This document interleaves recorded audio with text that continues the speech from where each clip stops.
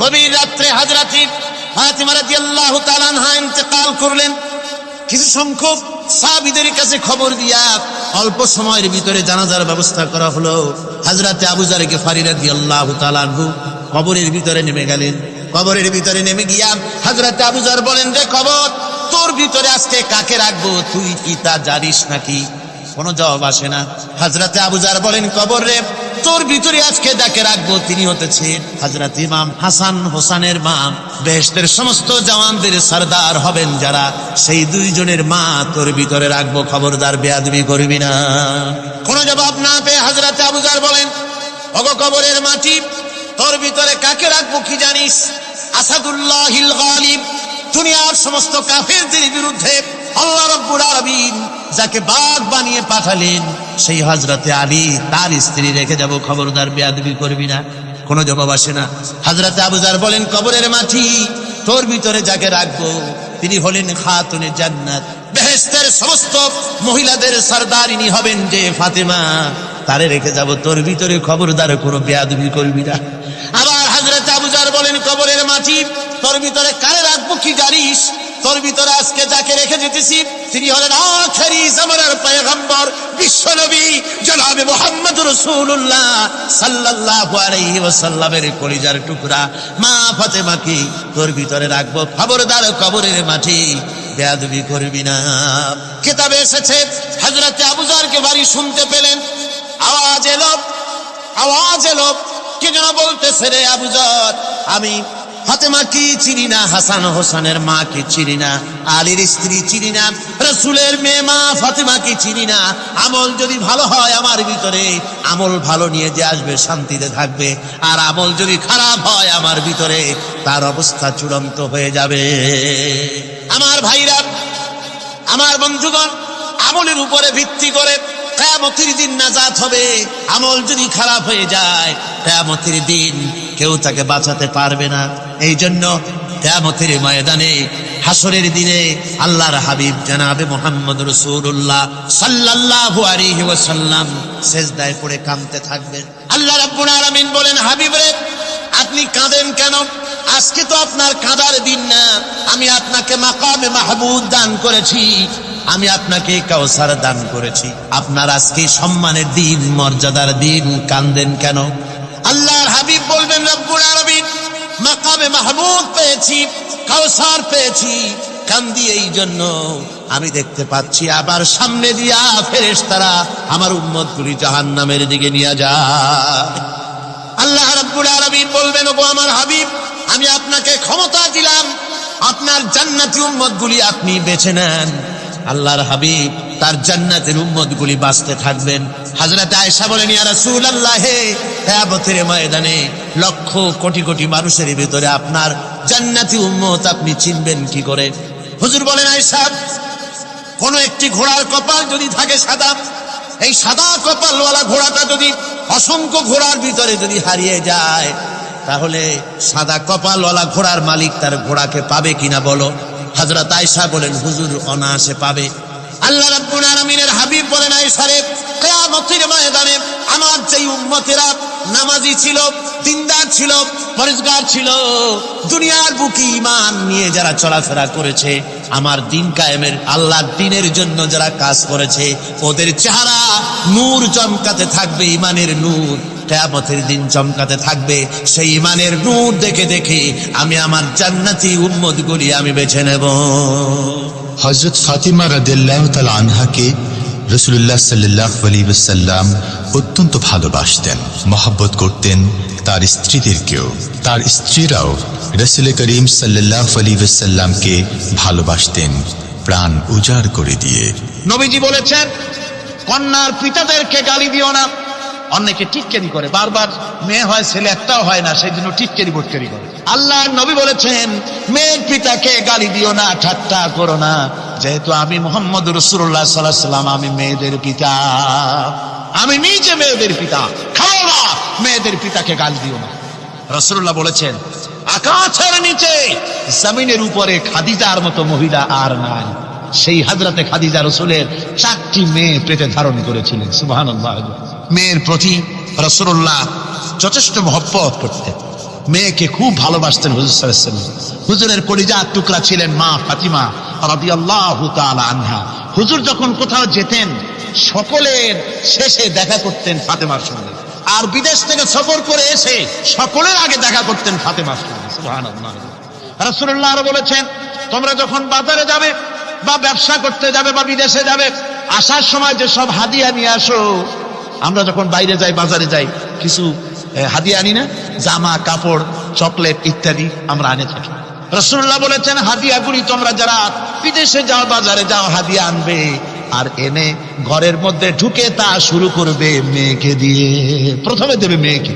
সুবহানাল্লাহ। মেয়ের মর্যাদা ইসলামে সব চাইতে বেশি। কোন যুগে? যে যুগে মেয়ে হলে পরেই মাটির নিচে ঘেরে রাখতো, আছাড় মেরে মেরে ফেলে দিত। বেআইয়ি যামবিন কুতিলা, কোন অপরাধে তাদেরকে হত্যা করা হলো। আল্লাহ পাক কোরআনে কারীমের মধ্যে বলেছেন তাদের অপরাধ আর কিছু না, তারা নারী, এই জন্য তাদেরকে মেরে ফেলা হতো। রাসূলুল্লাহ তাদের ইজ্জত দিলেন। সুবহানাল্লাহ বিহামদিহি। রাসূলুল্লাহ সম্মান দিলেন, ইজ্জত দিলেন তাদেরকে। কন্যা হিসাবে নারীর এই মর্যাদা। ফাতেমাকে রাসূল এত ভালোবাসতেন, ইন্তেকালের সময় হযরত ফাতেমা কাঁদতে কাঁদতে বেহুশ হয়ে যাওয়ার উপক্রম হয়ে গেল। রাসূলুল্লাহ হযরত ফাতেমাকে ইশারা দিলেন। হযরত ফাতেমা তার কান নিয়ে রাসূলুল্লাহর মুখের কাছে লাগাই দিলেন। আল্লাহ নবী কি যেন বললেন কানে কানে। হযরত ফাতেমার কান্না বন্ধ হয়ে গেল। হযরত আয়েশা বলেন, মা, রাসূলুল্লাহ তোমার কানে কানে কি বলল আর তোমার কান্না বন্ধ হয়ে গেল? হযরত ফাতেমা বলেন, ইয়া আম্মা জান, আমার আব্বা আমার কানে কানে বলল, মা ফাতেমা তুই কাঁদিস না, তোর কান্না আমার বরদাস্ত হয় না, তোমাকে কাঁদতে হবে না। আমি তোমাকে সুসংবাদ দিয়ে যেতেছি, আমি মরে যাওয়ার পর সর্বপ্রথম তোমার সাথে আমার দেখা হবে। রাসূলুল্লাহর এই ভবিষ্যৎবাণী হযরত ফাতেমা বুঝতে পেরেছেন যে হুজুরের ইন্তেকালের পরে আমার বেশি দেরি হবে না, আমিও তাড়াতাড়ি হুজুরের সাথে শামিল হতে পারবো। হুজুরের ইন্তেকালের 6 মাস পরেই হযরত ফাতেমা রাদিয়াল্লাহু তাআলা আনহা ইন্তেকাল করেছেন। কন্যা হিসাবে নারীর মর্যাদা ইসলাম অনেক অনেক গুণে বাড়িয়ে দিয়েছে। এই কন্যা শিশু, কৈশোর, যৌবন পেরিয়ে যখন যৌবনে তার বিয়ে হয়ে যায়, আল্লাহ রাব্বুল আলামিন তখন বলেন, ওয়া মিন আয়াতিহি আন খালাকা লাকুম মিন আনফুসিকুম আজওয়াজান লিতাসকুনু ইলাইহা ওয়া জাআলা বাইনাকুম মাওয়াদ্দাতান ওয়া রাহমা। আল্লাহ পাক বলেন, আমার নিদর্শনের ভিতরে এটিও একটি নিদর্শন, আমি তোমাদের থেকে তোমাদের জোড়া তৈরি করেছি, তোমাদের স্ত্রীদেরকে তৈরি করেছি, তোমাদের সাথে তোমাদের স্ত্রীর ভালোবাসা সৃষ্টি করেছি, মহব্বত সৃষ্টি করেছি। এই মহব্বত আমি আল্লাহ তৈরি করেছি। আর যখন বুড়ো হয়ে যায় মানুষ, স্বামী স্ত্রী যখন বুড়ার বুড়ি হয়, তখন আর ভালোবাসা থাকে না, তখন ওই ভালোবাসা সহৃদয়তার করুণায় আমি আল্লাহ পরিণত করে দেই। বুড়ার জন্য তখন বুড়ি ছাড়া আর উপায় নাই, বুড়িরও আর বুড়া ছাড়া উপায় নাই। তখন ভালোবাসা কোনো বিশেষ কোনো অক্ষ নিয়ে ভালোবাসা নয়, তখন একের উপরে অন্য একদম নির্ভরশীল হয়ে পড়ে। আল্লাহ পাক বলেন, এই অবস্থা আমি আল্লাহ সৃষ্টি করে দেই। সুবহানাল্লাহ। স্ত্রীকে রাসূলুল্লাহ কত ভালোবাসতেন। আল্লাহ নবী বলেছেন, আমার কাছে 3টা জিনিস প্রিয়, একটা হচ্ছে সুগন্ধি, একটা হচ্ছে নামাজ, আরেকটা হচ্ছে স্ত্রী। সুবহানাল্লাহ। স্ত্রী আমার কাছে প্রিয়। হুজুর বলেছেন, তোমাদের মধ্যে সেই ব্যক্তি উত্তম যে ব্যক্তি তার স্ত্রীর কাছে উত্তম। আমি আমার স্ত্রীদের কাছে উত্তম ব্যক্তি। সুবহানাল্লাহ। রাসূলুল্লাহ স্ত্রীকে কত ভালোবাসতেন। বিশ্বনবী রাজনৈতিক কর্মকাণ্ড চালাচ্ছেন, যুদ্ধের দামামা বাজতেছে, চতুর্দিকে কত অশান্তি, সব কিছু চলছে, স্ত্রীর হক আদায় করতে ভুলে যাননি। রাতের বেলায় হযরত আয়েশার বয়স কম, তাকে নিয়ে রাসূলুল্লাহ একটু সুযোগ পেয়েছেন, বলছেন, আয়েশা সব তো ঘুমিয়ে, চলো আমরা একটু দৌড়াই। ওই যে দূরে একটা জিনিস দেখা যায়, দৌড় দাও, দেখি কি আগে যায়। দুজনে দৌড় প্রতিযোগিতা করলেন। দৌড় প্রতিযোগিতায় হযরত আয়েশা ফার্স্ট হলেন, হুজুর পিছনে পড়ে গেলেন। হযরত আয়েশা খুব আনন্দ করলেন যে আপনি কিন্তু আমার সাথে দৌড়ে পারলেন। পরবর্তী কিছু কাল যাওয়ার পর হযরত আয়েশা বলেন, হুজুর আজকে আবার বললেন যে চলো আয়েশা একটু দৌড়াই। হযরত আয়েশা বলছেন যে সেদিনের তুলনায় আমার শরীর একটু, আমি মুটিয়ে গেছি, শরীরটি স্থূল হয়েছে, আমি আজকে দৌড়ালাম কিন্তু পারলাম না। রাসূল আগে চলে গেলেন, আমি হাঁপাতে হাঁপাতে যখন হুজুরের কাছে চলে গেছি, হুজুর তখন মুস্কি হেসে আমাকে বললেন, আয়েশা ওই সেই দিনের জবাব আজকে দিয়া দিলাম। সুবহানাল্লাহ বিহামদিহি, সুবহানাল্লাহ বিহামদিহি। বিশ্ব নবী কত বড় আদর্শ বিশ্ব মানবতার জন্য। তিনি বলেছেন, আরাফাতের ময়দানে রাসূলুল্লাহ বলেছেন, তোমরা যেমন পড়বে তোমার স্ত্রীদেরকে তেমন পড়াবে, তোমরা যেমন খাবে তোমার স্ত্রীদেরকে তেমন খাওয়াবে, স্ট্যান্ডার্ড মেনটেন করবে। তুমি ভালো দামের কাপড় পরবে, স্ত্রীকে খারাপ দিবে তা নয়। অধিকার দুজনেরই সমান, স্বামী এবং স্ত্রী সমান অধিকার। কিন্তু আমরা তা বুঝতে পারি না, বুঝতে চাই না। আমরা অনেকে মনে করেছি বিয়ে যখন করছি তখন আমি তো নওয়াবজাদা নসরুল্লাহ খান, আর বউ তো কেনা দাসী না, সে কিন্তু দাসী না, তার মর্যাদা আছে, তার সম্মান আছে, তার সম্মান আপনাকে দিতে হবে। রাসূলুল্লাহ দিয়েছে, আপনাকেও দিতে হবে। রান্না বান্না হতে দেরি হয়, কত গালাগালি শুনতে হয় নারীকে। আল্লাহর নবীর স্ত্রী হযরত আয়েশা বলেছেন, আল্লাহর নবী কাজ করে, মানুষের সঙ্গে কথা বলে, রাষ্ট্রীয় দায়িত্ব পালন করে ঘরের ভিতরে এসে যখন দেখেছেন রান্না হতে দেরি আছে, রাসূলুল্লাহ বিরক্ত হন নাই, ভ্রু কুঞ্চিত করেন নাই, চোখ মোটা করেন নাই, আমাকে কোনো কথা শোনান নাই, বরং আমার কাছে বসে রান্নায় আমাকে সহযোগিতা করেছেন। সুবহানাল্লাহ বিহামদি। এই হলো আল্লাহর রাসূল, এই হলো বিশ্ব নবী। স্ত্রীর সঙ্গে কি মহব্বত! সুবহানাল্লাহ। হুজুর মহব্বত করতেন স্ত্রীদেরকে। রাসূলুল্লাহর ঘরে দৌলত ছিল না, কিন্তু মহব্বত দিয়ে ভরা ছিল ঘরটা। হুজুরের ঘরে ফ্রিজ নাই, ডিস এসি নাই, হুজুরের ঘরে কার্পেট নাই, হুজুরের ঘরের মধ্যে জাজির নাই, তোশক নাই, বড় বড় কম্বল নাই, আরামের কোনো জিনিস নাই, মডার্ন ইকুইপমেন্টস কিচ্ছু নাই, দৌলত নাই, কিন্তু মহব্বত দিয়ে ঘরটা ভরা। হযরত আয়েশা বলেছেন, আমি পানি পান করে, যখন আমি পানি পান করে গ্লাস রেখে দিতাম, আল্লাহর নবী তখন গ্লাসের সেই জায়গায় ঠোঁট লাগাতেন যেখানে আমি ঠোঁট লাগাইয়া পানি পান করেছি। আমি গোশত চিবোতাম, রাসূলুল্লাহ আমার হাত থেকে গোশত টুকরা নিয়া সেই জায়গায় চিবোতেন যেখানে আমি চিবুয়েছি। সুবহানাল্লাহ। আমার ভাইরা, রাসূল তার স্ত্রীদেরকে মহব্বত করতেন, স্ত্রীরাও রাসূলকে মহব্বত করতেন দারুণ ভাবে। একবার হযরত আয়েশা সিদ্দিকা রাদিয়াল্লাহু তাআলা আনহা হুজুরকে গোসল করাতে ছিলেন, মাথার উপরে পানি ঢালতেছেন, হুজুর একটা চকির উপরে বা একটা তক্তার উপরে বসা আছেন। গোসলের পানির ভিতরে রাসূলুল্লাহ দেখতে পেলেন রক্তের মতো কি যেন প্রবাহিত হয়ে যাচ্ছে। হুজুর জিজ্ঞেস করেন, আয়েশা রে, পানির ভিতরে রক্তের মতো কি দেখা যায়? হযরত আয়েশা বলেন, হুজুর আপনি যখন বসেছিলেন অসতর্ক মুহূর্তে তক্তার নিচে আমার একটা আঙ্গুল পড়েছিল, পায়ে আঙ্গুলটা ফেটে বোধহয় রক্ত বেরোতেছে। রাসূলুল্লাহ তাড়াতাড়ি করে উঠলেন আর ওই আঙ্গুলকে ব্যান্ডেজ করে দিলেন। রাসূলুল্লাহ বললেন, আয়েশা রে, আঙ্গুল ফেটে গেছে, একটু আহাহু পর্যন্ত করলে না, এতক্ষণ তুমি কষ্ট করলে কেন? হযরত আয়েশা বলেন, ইয়া রাসূলুল্লাহ, ওটা তো একটা পায়ের আঙ্গুল। আয়েশার কলিজাটা ফেটে যদি রক্ত বেরোতো, রাসূলুল্লাহকে উঠতে বলতে আমি পারতাম না। কি মহব্বত রাসূলের সাথে! হযরত আয়েশা বলেন, হুজুর সাল্লাল্লাহু আলাইহি ওয়াসাল্লাম স্ত্রীদেরকে এত ভালোবাসতেন, আমাদের ঘরে গোশত টোস্ত তেমন রান্না বান্না খুব কম হতো। গোশত রান্না হবে কি, মাসের পর মাস চলে গেছে রাসূলের বাড়িতে, হুজুর স্ত্রীরা বলেছেন আমাদের ঘরে চুলে আগুন জ্বলে নাই, একটু শুকনা রুটি, একটু শুকনা খেজুর আর একটু পানি খেয়ে আমাদের জীবন চলেছে। এরকমের অবস্থা হয়েছে। তারপরে এই অবস্থা চলেছে, এর মধ্যে যদি কখন একটু গোশত আসছে, হুজুর যখন ছাগল ইত্যাদি ছাগল দুম্বা জবাও করেছেন, এই দুম্বার গোশত নিয়ে, ছাগলের গোশত নিয়ে রাসূলুল্লাহ নিজে বেরোতেন। হযরত খাদিজার বান্ধবী কোথায় আছে খুঁজে ওই বান্ধবীর কাছে গোশত পৌঁছে দিয়ে আসতে। হযরত আয়েশা বলেন, একদিন আমার ঘুম ভেঙে গেল, দেখি হুজুর আমার কাছে নাই। গেলেন কোথায়?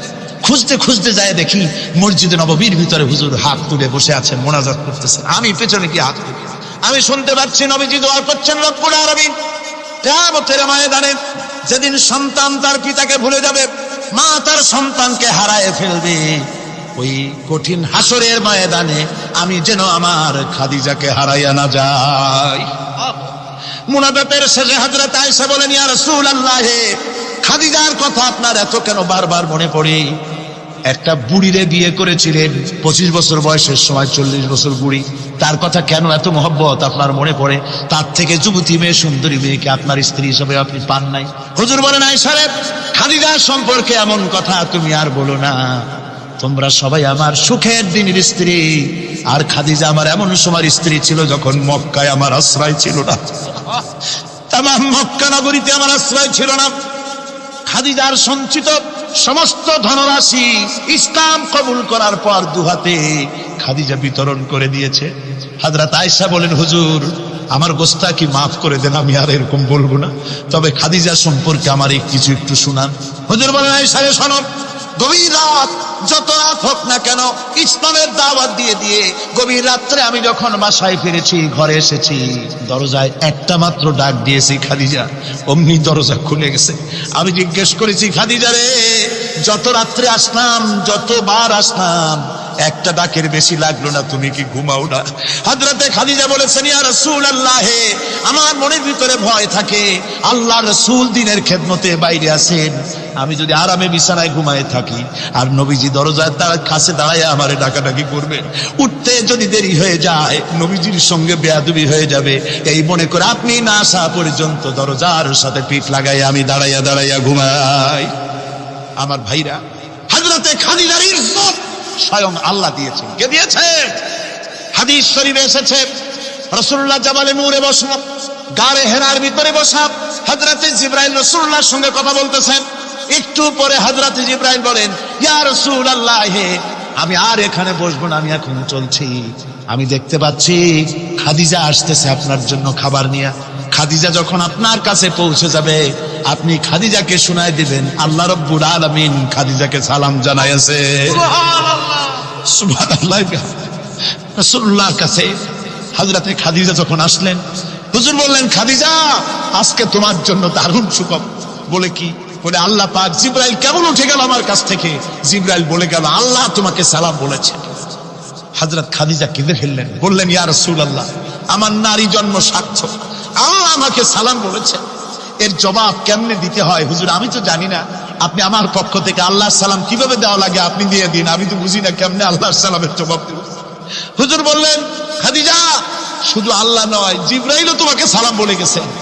হযরতে খাদিজা বললেন, হযরত জিবরাইলকে আমার সালামের জবাবটা ওয়ালাইকুমুস সালাম বলেন। হযরত খাদিজার এই মর্যাদা ছিল। আমার ভাইরা, রাসূল পাক সাল্লাল্লাহু আলাইহি ওয়াসাল্লাম এভাবে মহব্বত করেছেন স্ত্রীদেরকে। সুতরাং স্বামী স্ত্রীর মহব্বত আল্লাহর জান্নাতি নিয়ামত। কি নিয়ামত? যে ঘরের মধ্যে স্বামী স্ত্রীর মধ্যে মিল মহব্বত আছে, এটা বেহেশতের মতো, আর যেখানে মিল মহব্বত নাই, এটা জাহান্নামের মতো। ঠিক কি? সুতরাং মহব্বত করুন, বেশি বেশি স্যাক্রিফাইস করুন, বেশি বেশি স্যাক্রিফাইস। নারীদের ব্যাপারে বলা হয়েছে, পুরুষকে বলা হয়েছে অধিকার আদায় করো, সব ব্যাপারে সমান অধিকার, কিন্তু নারীকে একটা ব্যাপারে বলা হয়েছে, নারী শোনো, পুরুষের মর্যাদা তোমার চাইতে আল্লাহ রাব্বুল আলামিন বেশি দিয়েছেন। আর রিজালু কাওয়ামুনা আলান নিসা, নারীদের উপরে পুরুষের প্রাধান্য আল্লাহ পাক দান করেছেন। একদিন একজন সাহাবী বলেছিলেন, ইয়া রাসূলুল্লাহ, জংলি উট দেখলাম আপনার পায়ের উপরে সেজদায় পড়ে গেল, আপনি যদি আমাদেরকে অনুমতি দিতেন না, আপনাকে আমরা সেজদা করতাম।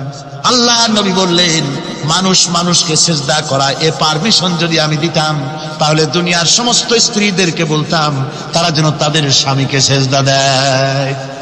স্বামীর মর্যাদা এখানে বেশি। সুতরাং অধিকার সমান, কোনো সন্দেহ নাই, কিন্তু স্বামীর একটা আলাদা মর্যাদা আছে, সেই সম্মানও তাকে দিতে হবে। এরপরে এই সমান অধিকারের ভিত্তিতে স্বামী স্ত্রী চলতে থাকে, মাঝখানে আল্লাহ পাক তাদেরকে সন্তান দান করেন। আল্লাহ তাদেরকে, নারীকে লেখাপড়ার অধিকার দিয়েছেন, ইসলাম তাকে লেখাপড়ার অধিকার দিয়েছে, শিক্ষার অধিকার দিয়েছে। হযরত আয়েশা সিদ্দিকা রাদিয়াল্লাহু তাআলা আনহা শিক্ষয়িত্রী ছিলেন, হাফেজা ছিলেন, হাদিসের হাফেজা ছিলেন, কোরআনের হাফেজা ছিলেন, হাজার হাজার সাহাবায়ে কেরামদের তিনি ওস্তাদ ছিলেন। সুবহানাল্লাহ। নারীদের ব্যাপারে অধিকাংশ মাসালা হযরত আয়েশা সিদ্দিকা রাদিয়াল্লাহু তাআলা আনহার অবদান। সুবহানাল্লাহ। নারী যুদ্ধ করেছে, যুদ্ধের ময়দানে নারীর অধিকার আছে, নারী চাকরি করতে পারবে, নারী ব্যবসা করতে পারবে, নারী লেখাপড়া করতে পারবে, নারী সেনাবাহিনীতে যেতে পারবে, নারী সব করতে পারবে, কিন্তু পর্দার মধ্যে।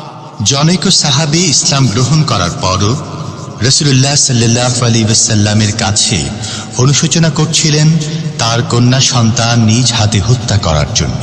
আমাদের প্রিয় নবী এ কথা শুনে কেঁদে ফেললেন। একটা লোক নিয়ে কাঁদতেছিল মুসলমান হওয়ার পরও। হুজুর কয়, কান্দো কেন? কই যে আমার গুনাহ কি মাফ হয়েছে? হুজুর বলেন, হ্যাঁ মাফ হয়ে গেছে, কলেমা পড়ছো, মাফ হয়ে গেছে। কয় যে হুজুর আমি তো মারাত্মক গুনাহ করছি। বলে কি? বলে আমার একটা মেয়ে, সেই মেয়েটাকে নিয়ে আমি, ঘটনা লম্বা, আমি সংক্ষেপে বলতেছি, মেয়েটাকে ফাঁকি দিয়া তারে আমি মারবো, বুঝতে দেই নাই আমার বউরে, বললাম চলো বেড়াইতে যাই, মেয়েটা আমার সাথে সাজাই দিয়েছে, তার মা বেড়াতে নিয়ে যাবো এই কথা মনে করে। মেয়েটা কদ্দূর যায়, আবার আব্বা আব্বা বলে আমার দিকে ফিরে আসে, আবার পিছনে থাকে, আবার আব্বা আব্বা বলে জড়ায় ধরে। এইভাবে করতে করতে যখন নির্জন এলাকায় গেলাম, আমি পাহাড়ের পাশে গর্ত খোঁড়া আরম্ভ করলাম। গর্ত খুঁজি আর মাটি ছিটে এসে আমার দাড়িতে লাগে। বাচ্চা মেয়েটা আমার কাছে এসে দাড়ি দিয়ে ধুল ছাড়ায় দেয়, কয় আব্বা তোমার দাড়িতে ধুল লাগতেছে, তুমি এই কষ্ট করতেছো কেন? মেয়ে তো বোঝে না যে আমি তার জন্য কবর খুঁজতেছি। কবরটা খোঁড়া হয়ে যাওয়ার পর মেয়েটারে বান্ধা শুরু করলাম। মেয়ে এখন কাঁদতেছে, বাবা আমার বান্ধ কেন? আমি তারে বাঁধা জোরে ওর মধ্যে নিক্ষেপ করে দিলাম। মেয়েটা গর্তের মধ্যে বসে চিৎকার করে বলছে, আব্বা তুমি আমারে বাঁচতে দাও, আমি তোমারে বাপ বলে সমাজে হ্যাঁ করবো না, আমি ভিক্ষা করে খাবো, আমার বেরো না। লোকটি বলছি, ইয়া রাসূলুল্লাহ, আমার মনে দরদ আসলো না। আমি একটা পাথর উঁচু করে আমার মেয়ের বুক লক্ষ্য করে জোরে মেরে দিলাম। বুকটা ফেটে রক্ত ফিনকি দিয়ে উঠলো। আমার মেয়ের বুক থেকে আওয়াজ বেরোলো, আমার কালে যেন এখনো সেই আওয়াজ বাজে। হাদিস শরীফে এসেছে, হুজুরের চোখের পানি দাড়ি ভিজে ভিজে জামার উপরে পড়তেছিল। হুজুর বললেন, আহারে মানুষেও পারে এইরকম কাম করতে। পৃথিবীতে নারীর যখন কোনো সম্মান ছিল না, মর্যাদা ছিল না, সেই সময় আমার রাসূল, আমার বিশ্বনবী নারীদেরকে সম্মানের হাত ধরে গর্তের ভিতর থেকে উঠাইয়া রানীর সিংহাসনে বসায় দিলেন। সুবহানাল্লাহ, মায়ের মর্যাদা দিয়ে দিলেন। সুবহানাল্লাহ, নারীরা আমাদের মায়ের জাত, নারীরা আমার কিয়ের জাত? মায়ের জাত। আমার মা বোনেরা, তোমাদের সম্মান কত তোমরা জানো না। আমরা পুরুষ, আমাদের পায়ের তলে জুতা, আর তোমরা আমাদের মায়ের জাত। তোমরা নারী, তোমাদের পায়ের তলে আল্লাহর জান্নাত, আল্লাহর বেহেশতটা তোমাদের পায়ের তলে। এই সম্মান আল্লাহ তোমাদের দিয়েছে, নবী দিয়েছে। সুবহানাল্লাহ কর ভাইরা আমার, অধিকার ইসলাম দিয়েছে। বিবাহ যখন হয়, এই বিবাহের সময় এজেন্ট আনতে হয়। আর বিবাহ হচ্ছে বিবাহ বৈঠক। এজেন্ট আনার জন্য ওই যে কি জানি কয়, ম্যারেজ রেজিস্ট্রার বা মৌলবি সাহেব, কার অনুমতি আগে নেয়? বলেন কার অনুমতি? তাহলে অধিকার ইসলাম পুরুষে দিল না মেয়ে লোকের দিল?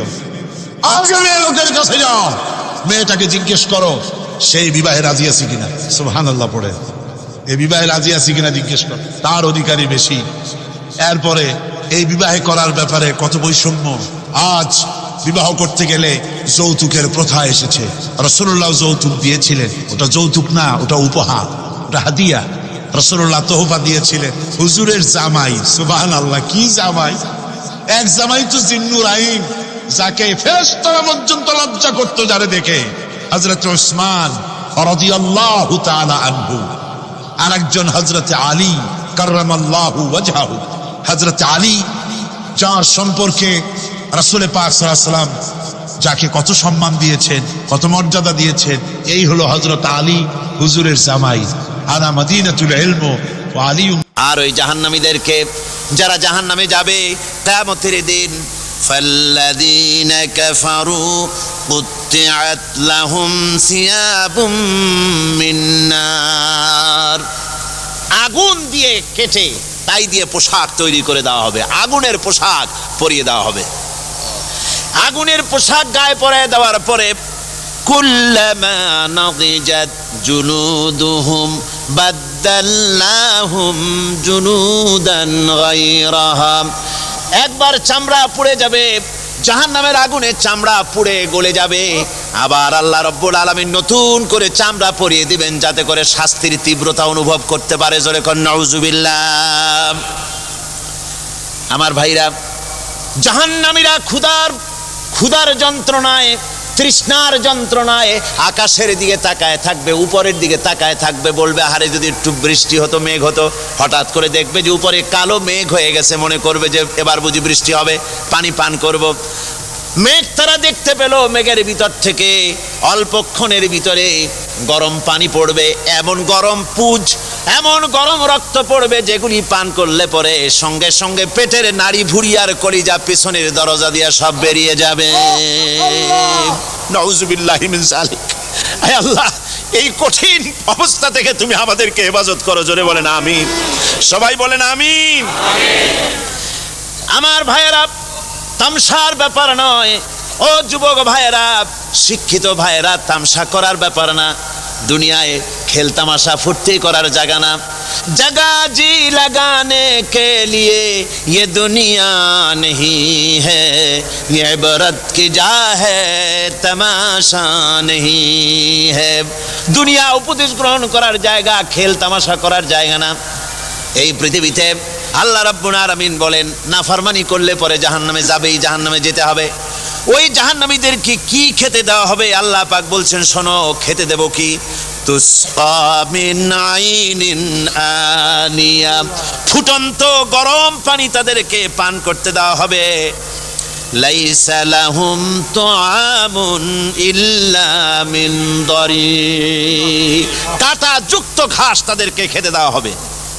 লা ইউসমিনু ওয়ালা ইউগনি মিন জু, এই খাবারে তাদের শরীর পরিপুষ্ট হবে না আর ক্ষুধাও নিবৃত্ত হবে না।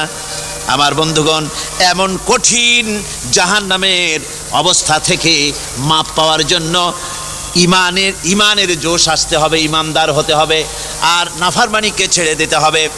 জাহান্নামে যখন মানুষদেরকে নিয়ে যাওয়া হবে, জাহান্নামীদেরকে, ইযা উলকু ফিহা সামিউ লাহা শাহীকান ওয়া হিয়া তাফুর, যখনই খোদাদ্রোহীদেরকে জাহান্নামের দিকে নিয়ে যাওয়া হবে, আজ তো খুব মাতবাড়ি, কত ভক্ত আছে, তারপরে কত শক্তি, কত কিছু, কিন্তু আল্লাহর দরবারে যখন হাজির হবে, কোনো শক্তি তখন কাজে লাগবে না, কোনো শক্তি কাজে লাগবে না।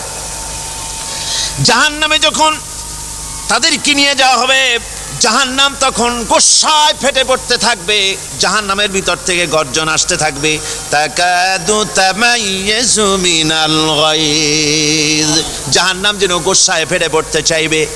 কুল্লামা উলকিয়া ফিহা ফাওজুন সাআলাহুম খাজানাতুহা আলাম ইয়াতিকুম নাদির, জাহান্নামের পরিচালক বলবে, ও আল্লাহর বান্দা, কেন আজ জাহান্নামে আসলি, কেন দোজখে আসলি? আলাম ইয়াতিকুম নাদির, তোর কাছে কি কোনো ভীতি প্রদর্শক কেউ যায় নাই? কোন নবীর কথা কি শোনো নাই? কোরআনের কথা কি শোনো নাই? হাদিসের কথা কি শোনো নাই? জাহান্নামে কেন এলি? এত বড় খারাপ জায়গা কেন আসলি? শোনো নাই কি? কোনো ভয় দেখানো কেউ কে সব সতর্কবাণী শোনায় নাই? বেঈমানেরা বলবে, ক্বালু বালা ক্বাদ জাআনা নাযীর, হ্যাঁ, আমাদের কাছে এসেছিল, আমাদের কাছে ভীতি প্রদর্শনকারী এসেছিল। ফাকাযযাবনা ওয়া কুলনা মা নাযালাল্লাহু মিন শাই, এসেছিল কিন্তু আমরা বলেছি বেটা মিথ্যে কথা বলে। জোরে কর নাউজুবিল্লাহ। বেটা মিথ্যে কথা বলে। কিসের বেহেশত, কিসের দোজখ? খালি খালি দোজখের একটা ভয় দেখাইয়া দুনিয়ার এই টাটকা সুখগুলি নষ্ট করতে চায় এরা। পয়গম্বরদেরকে এরকম বলেছে, আর আলেমদেরকেও যখন কোরআন হাদিস থেকে বলা হয় তখন বলে, এরা জানি দোজখের কথা কইতে, দোজখ কিসের, আর বেহেশত সে তো এক অসভ্য উদ্যান। জোরে কর নাউজুবিল্লাহ। এমনি করে তারা তামসা করে। ওরা বলবে, আমরা এসেছিল ভীতি প্রদর্শনকারী, আমরা মিথ্যে মনে করেছি, বলেছি ওটা মিথ্যে কথা, আর বলেছি আল্লাহ এই ধরনের কিছু নাজিল করেন নাই। জাহান্নামীরা বলবে, ওয়াকালু লাউ কুন্না নাসমাউ আও নাকিলু মা কুন্না ফি আসহাবিস সাঈর, আরে লাউ কুন্না নাসমাউ, তার মানে হলো যদি আমরা শুনতাম, অর্থাৎ মানতাম, যদি নবীর কথা মানতাম, কোরআনের কথা যদি মানতাম, আর যদি ভালো করে বুঝতাম, মা কুন্না ফি আসহাবিস সাঈর, তাহলে আজকে এই জাহান্নামের কঠিন শাস্তি আমাদের লাভ পেতে হতো না, জাহান্নাম থেকে বেঁচে যেতে পারতাম। কি সর্বনাশ করলাম, বুঝি নাই, যা কিছু শুনেছি মানুষের কথা মতো শয়তানের ওয়াসওয়াসায় পড়ে তো ভুলই করলাম, সেদিন যতই আফসোস করা হোক না কেন এই আফসোস কোনো কাজে লাগবে না। قل أذلك خير أم جنة الخلد التي وعد المتقون كانت لهم جزاء ومصيرا। আল্লাহ বলছেন এই সব কথা বলার পরে জাহান্নামের সব শাস্তির কথা শুনাইয়া আল্লাহ বলছেন বলেন কুল আযালিকা খায়রুন, এই পরিণতি কি ভালো যে জাহান্নামের পরিণতির কথা বলা হলো? তোমরা যে সমস্ত অবাধ্যতা করতেছো, ঈমান আনতেছো না, নবীকে গালাগালি করছো, ইসলাম মানতেছো না, নাফরমানি করছো, এর পরিণতি যা হবে আযালিকা খায়রুন, এই পরিণতি কি ভালো? আম জান্নাতুল খুলদিল্লাতী উইদাল মুত্তাকুন, অথবা সেই চিরন্তন জান্নাত যার ওয়াদা করেছেন আল্লাহ পাক মুত্তাকিনদের জন্য। কানাত লাহুম জাযাআন ওয়া মাসীরা, যে জান্নাত হবে তাদের কর্মের প্রতিফল আর এটাই হবে তাদের মহাযাত্রার শেষ মঞ্জিল। সেই জান্নাত, যে জান্নাত আল্লাহ রেখেছেন মুমিনদের জন্য। কাদের জন্য জান্নাত? মুমিনদের জন্য। সেটা এমন জান্নাত হবে লাহুম ফিহা মা ইয়াশাউনা খালিদিন, যা চাইবে মনের আশা আকাঙ্ক্ষা অনুযায়ী সব পাবে বেহেশতের মধ্যে। খালিদিন, চিরকাল সেখানে থাকবে। কানা আলা রব্বিকা ওয়াদাম মাসউলা, এটা হচ্ছে তোমার রবের অবশ্য পূরণীয় ওয়াদা। জোরে বলেন সুবহানাল্লাহ। এটা তোমার আল্লাহর ওয়াদা এবং অবশ্যই তিনি তা পূরণ করবেন। তোমরা জান্নাতে থাকবে, সেখানে যা চাইবে তাই পাবে। একজন বলছিল জান্নাতে যাইয়া যা চাইবো তাই যদি পাই তাহলে তো খুব ভালো কথা। কয় যে হুজুর আমার তো হোক্কা খাওয়ার দারুণ অভ্যাস, তা বেহেশতের মধ্যে হোক্কা পাবো? বুজুর্গ ব্যক্তি বলছেন আল্লাহর বান্দা, বেহেশতে যাইয়া যদি তুমি হোক্কা খাইতে চাও তো আল্লাহ তোমার হোক্কা দিবেন, কিন্তু আল্লাহর কসম করে বলতে পারি বেহেশতে যাইয়া এমন পচা জিনিস খাওয়ার তোমার ইচ্ছে জাগবে না। এত ভালো জিনিস তুইয়া এই পচা জিনিস খাওয়ার ইচ্ছা তোমার জাগবে না মনের ভিতরে। বেহেশত আল্লাহ রাব্বুল আলামিন মুমিনদের জন্য রেখেছেন। আমার ভাইয়েরা, সে বেহেশতের বর্ণনা কোরআনে কারীমের মধ্যে আল্লাহ দিয়েছেন। একদিকে জাহান্নাম, কোরআনের বর্ণনা কত সুন্দর। জাহান্নামের কথা শুনতে শুনতে লোকেরা আল্লাহর ভয়তে হতাশ হয়ে যেতে পারে, আল্লাহর ভয়তে। সেই জন্য যত জায়গায় জাহান্নামের বর্ণনা আছে সাথে সাথে আবার আশার সঞ্চার করার জন্য আল্লাহ জান্নাতের কথা বলেছেন। কাহার এবং জব্বার নাম আল্লাহ যেখানে ব্যবহার করেছেন সাথে সাথে আবার গাফুর রহিম নাম ব্যবহার করেছেন, বান্দা যেত হয়রান হয়ে না যায়। আমার ভাইরা, একদিকে জাহান্নামের এই কঠিন শাস্তির কথা, আবার অপরদিকে আল্লাহ বলেন শোনো, এমন জান্নাত আমি রেখেছি মাসানুল জান্নাতিল্লাতী উইদাল মুত্তাকুন, এমন বেহেশত মুত্তাকিনদের জন্য যার ওয়াদা করা হয়েছে এমন বেহেশত, সেটা ফিহা আনহারুম মিন মাইন গায়রি আসিন, সেখানে এমন সুন্দর স্বচ্ছ পানির ঝর্ণাধারা, সুমিষ্ট পানির ঝর্ণাধারা রাখা হয়েছে। ওয়া আনহারুম মিন লাবানিন লাম ইয়াতাগায়্যার তা'আমুহু, আর সেখানে দুধের ঝর্ণা রাখা হয়েছে যার স্বাদ কখনো নষ্ট হবে না। ওয়া আনহারুম মিন খামরিন লাজ্জাতান লিশারিবিন, আর রাখা হয়েছে পানীয়ের ঝর্ণাধারা যা পানকারীদের জন্য অত্যন্ত সুন্দর হবে, খুবই সুস্বাদু হবে। আর রাখা হয়েছে ওয়া আনহারুম মিন আসালিম মুসাফফা, পরিষ্কার পরিচ্ছন্ন সুস্বাদু মধুর ঝর্ণা। জোরে বলেন সুবহানাল্লাহ। ওয়া সাকাহুম রাব্বুহুম শারাবান তাহুরা, জান্নাতের ভিতরে তোমাদেরকে পান করানো হবে শারাবান তাহুরা, পবিত্র পানীয়। তহের এবং তহুর দুটি কথা। তহের বলা হয় সেই জিনিসকে যা নিজে পাক আর একজনকে পাক করতে পারে না, যেমন মধু, যেমন তেল, যেমন দুধ নিজে পাক, কিন্তু দুধ দিয়ে যদি কেউ গোসল করে, দুধ দিয়ে যদি কেউ উজু করে, ও নিজে পাক কিন্তু আপনাকেও পাক করতে পারবে না। এটার নাম হচ্ছে তহের। আর তহুর বলা হয় সেই জিনিসকে যে নিজেও পাক এবং অন্যকেও পাক করে দিতে পারে, যেমন পানি। পানি নিজে পাক, ওটার দ্বারা উজু করলে গোসল করলে সেও কি হবে? পাক হয়ে যাবে। আল্লাহ তাই বলেন জান্নাতের ভিতরে ওয়াসাকাহুম রাব্বুহুম শারাবান তাহুরা, জান্নাতের ভিতরে শরাবে তাহুর পান করানো হবে। ওই শরাবটা নিজেই পাক, আর যে পান করবে তাকে আরো পরিচ্ছন্ন পবিত্র করে দেবে। জোরে বলেন সুবহানাল্লাহ। সেই শরাব হবে এমন, খিতামুহু মিস্ক, যার মুখগুলি সুন্দর করে সুগন্ধ জিনিস দিয়ে, সুগন্ধি দিয়ে, মিস্ক দিয়ে আটকানো রয়েছে। তারপরে কি? ওয়াফি যালিকা ফালিয়াতানাফাসিল মুতানাফিসুন। এবার এই শরাব পান করার জন্য, এই পবিত্র পানীয় পান করার জন্য প্রতিযোগিতা করো। কে তোমরা প্রতিযোগিতা করে তার কাছে যেতে পারো? কিয়ামতের দিন আল্লাহ পাক জান্নাতে এই জিনিস পান করাবেন, আর ওই পাগলেরা কয় মদ খাওয়াবে। জোরে কান নাউজুবিল্লাহ। যার যা অভ্যাস সেটাই সে নিজেও তাই চিন্তা করে। আমার বন্ধুগণ, জান্নাতের ভেতরে আল্লাহ রাব্বুল আলামিন এভাবে মধুর ঝর্ণা রাখবেন, দুধের ঝর্ণা রাখবেন, সতত প্রবাহিত ঝর্ণা ধারা সেখানে থাকবে। মুত্তাকিনা আলাল আরাইকি লা ইয়ারাউনা ফিহা শামসান ওয়ালা জামহারিরা।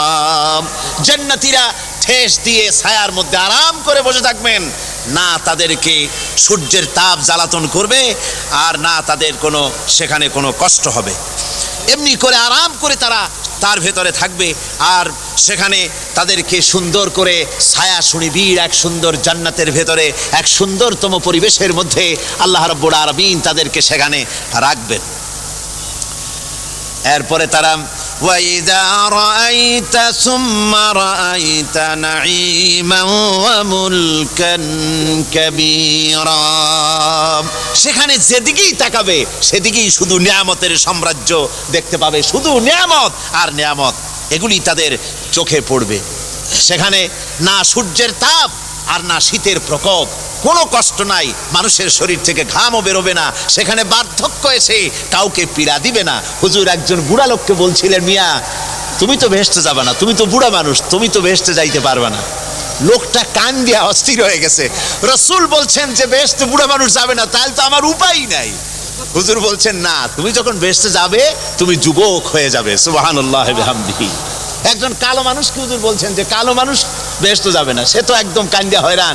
হুজুর বলছেন দেখো তুমি যখন বেহেশতে যাবে তুমি কালো থাকবে না, তুমি সুন্দর সুশ্রী হয়ে যাবে। সুবহানাল্লাহ বিহামদিহি। আমার ভাইয়েরা, ওই জান্নাতের ভিতরে আল্লাহ রাব্বুল আলামিন অগণিত নিয়ামত মানুষের জন্য রেখেছেন, নিজের বান্দার জন্য রেখে দিয়েছেন। ওয়া হুরুন ঈন, বেহেশতীদের জন্য রয়েছে সুন্দর চক্ষুধারী হুরগণ রয়েছে সেখানে জান্নাতীদের জন্য।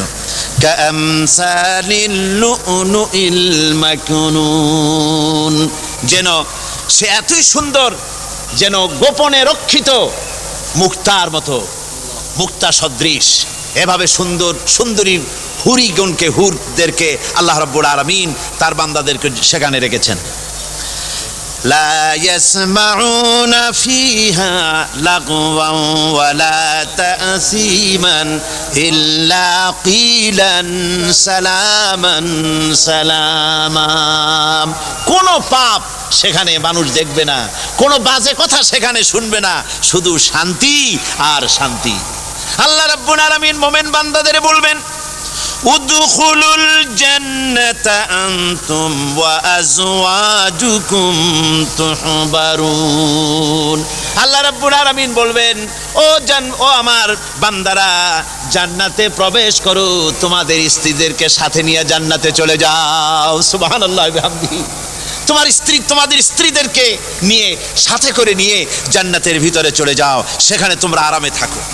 ইউতাফু আলাইহিম বিসহাফিম মিন যাহাবিন ওয়া আকওয়াবিন ওয়া ফিহা মা তাশতাহিল আনফুসু ওয়া তালাজ্জুল আ'য়ুন ওয়া আনতুম ফিহা খালিদুন। তাদের সামনে সেখানে স্বর্ণ নির্মিত থালা এবং সমস্ত পাত্র তাদের সামনে ঘুরতে থাকবে।